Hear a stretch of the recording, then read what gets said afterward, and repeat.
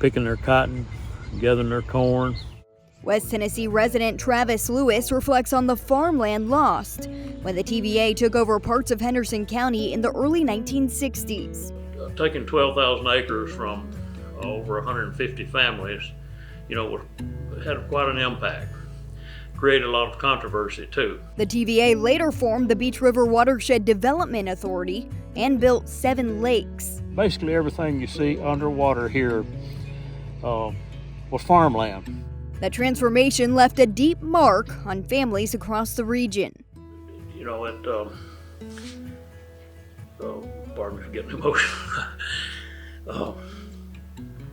There were folks that relinquished 400 or 500 acres that they'd worked for all their life, and some that their dads and moms and granddads and grandmoms had sacrificed for.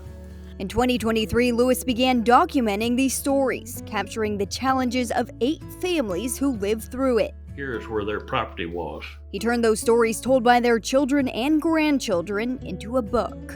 They had 127 acres, and they took it all. At the time, Lewis says government officials appraised the home, writing a check for what they thought the land was worth. They didn't ask, what do y'all think about it?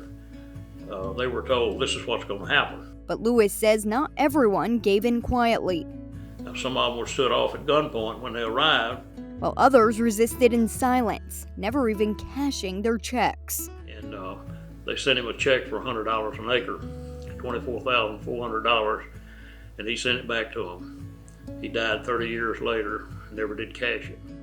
Lewis doesn't want history to repeat itself. What was the motivation behind the book? Well, kind of if our grandchildren don't know what got them to where they are now, they're going to make some of the same mistakes. He hopes future generations understand the risk of eminent domain. The common man, he was at a disadvantage. He was just at the mercy of the government, and that's what eminent domain winds up being. If you don't get those laws right, there's going to be some politician somewhere that's going to take advantage of his power or the power of eminent domain. He wants people today to be more aware. I'm more cautious as an adult than my parents were, because it was all set up. All the legal hurdles had been satisfied. Now, if we want to preserve the first principles on which our country was founded, we must protect property rights for all. With many of our Henderson County neighbors and the land that once was theirs. And just like Mr. Lewis, countless Americans have experienced how the government's misuse of eminent domain undermines the very principles of liberty and limited government.